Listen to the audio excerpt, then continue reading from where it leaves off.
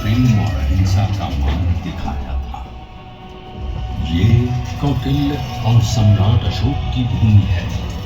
ये आर्यभट्ट और शेरशाह सूरी की भूमि है।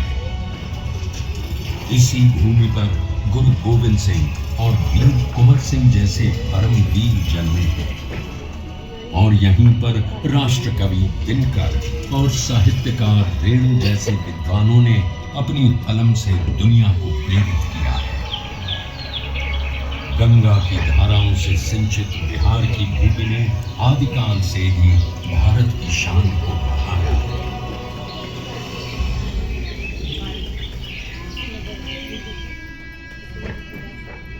पर जिस बिहार ने सदियों तक नालंदा और विक्रमशिला जैसे विश्वविद्यालयों में ज्ञान और मेधा से पूरे विश्व को राह दिखलाई थी, वो 20वीं सदी के आगमन तक खुद अंग्रेजों के अन्याय और दमन की जंजीरों में जकड़ा हुआ था।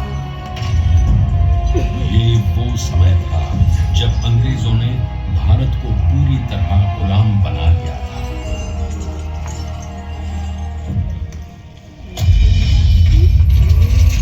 बिहार के चंपारण में भी अंग्रेजों का अत्याचार अपने चरम पर था।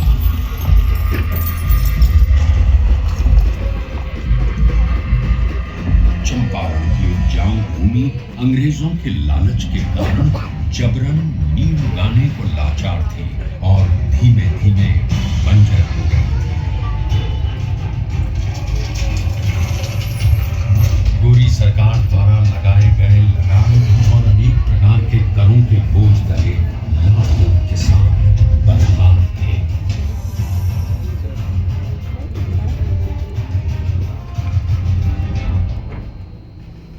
और जब पूरा चंपारण नाउम्मीदी के अंधकार में डूबा हुआ था, तब उस जमीन पर एक महान आत्मा का आगमन हुआ। पंडित राजकुमार शुक्ल के बारंबार आग्रह पर चंपारण आए गांधी जी को उस समय इस बात का बिल्कुल भी अंदाजा नहीं था कि बिहार से उनकी ये भेंट उनके जीवन की सबसे महत्वपूर्ण घटना बन जाएगी। अंग्रेजों द्वारा किए जा रहे अन्याय और दमन से उत्पीड़ित किसानों को देख पहली बार भारत की अवदशा से अवगत होकर उन्होंने चंपारण में कहा, मुझे नीलहे किसानों में सत्य दिखा। भारत भूमि पर यह पहली बार था जब अन्याय और बर्बरता का जवाब सत्य और अहिंसा से दिया गया। उनके नेतृत्व और सिद्धांत से प्रेरित होकर बिहार के सर्वश्री ब्रजकिशोर प्रसाद, अनुग्रह नारायण सिंह, डॉक्टर राजेंद्र प्रसाद, आचार्य कृपलानी, मजहरुल हक, रामनवमी प्रसाद, बाबू धर्मीधर प्रसाद आदि जैसे नेतागण भी इस आंदोलन में कूद पड़े।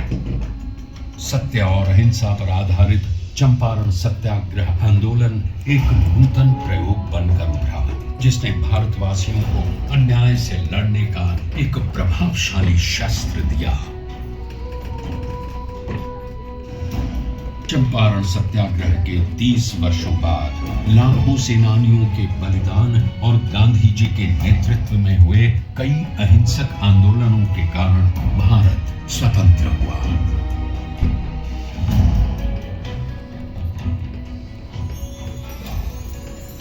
उनके विचारों ने न केवल देश को आजादी की राह दिखाई, बल्कि देश के सामाजिक व आर्थिक पुनरुत्थान का मूलाधार भी बने।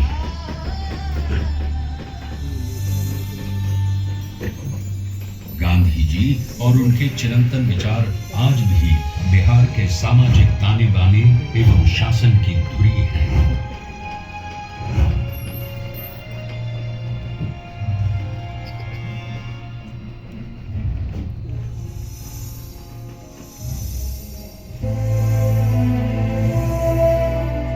सन 2017 में चंपारण सत्याग्रह शताब्दी वर्ष के उपलक्ष्य में बिहार के दूरदर्शी एवं युग परिवर्तक माननीय मुख्यमंत्री श्री नीतीश कुमार जी की प्रेरणा से कई कार्यक्रमों का आयोजन किया गया।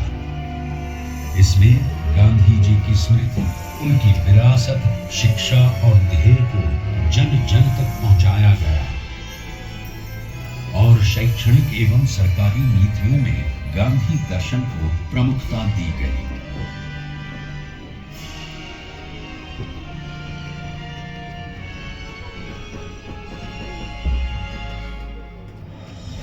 राज्य में पूर्ण नशाबंदी, जल जीवन हरियाली, बाल विवाह एवं दहेज प्रथा पर रोक, महिलाओं की शिक्षा, रोजगार, सरकारी नौकरियों एवं स्थानीय स्वशासन में महिलाओं की बढ़ती भागीदारी आदि गांधी जी के सिद्धांतों के प्रति बिहार के समर्पण के कारण ही संभव हो सके।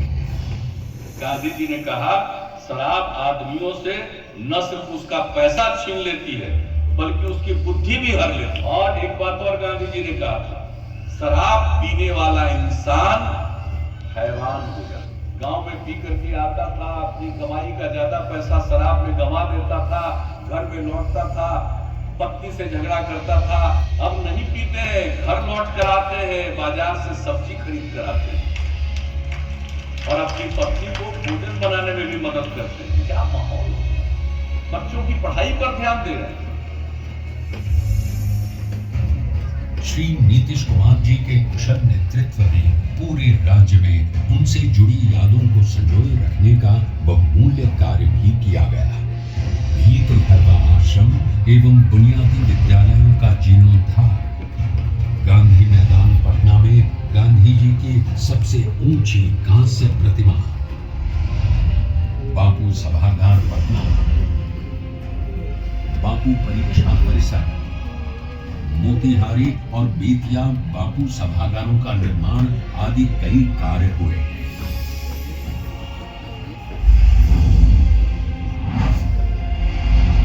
बापू टावर के निर्माण में माननीय मुख्यमंत्री श्री नीतीश कुमार का निर्देश था कि इसे बापू के आदर्शों की ही तरह ऊंचा बनाया जाना चाहिए। अपनी 3 आयताकार एवं 5 रैंप दीर्घाओं के साथ ये अभूतपूर्व बापू टावर आपका स्वागत करता है। ये आपको गांधी जी के जीवन की ऐसी यात्रा पर ले जाएगा जो आपके मन में बापू की एक अमिट छाप छोड़ देगा। लोगों ने तय किया कि हम सब लोग गांधी जी के विचारों को लोगों तक अवगत कराएंगे। 10 से 15% भी नई पीढ़ी के बच्चे बच्चियों के मन में अगर गांधी जी के विचारों का आकर्षण पैदा हो गया और उसके प्रति उनके मन में समर्पण का भाव पैदा होगा, वो ये समाज बदल जाएगा, देश बदल जाएगा, ये मेरा पूरा विश्वास।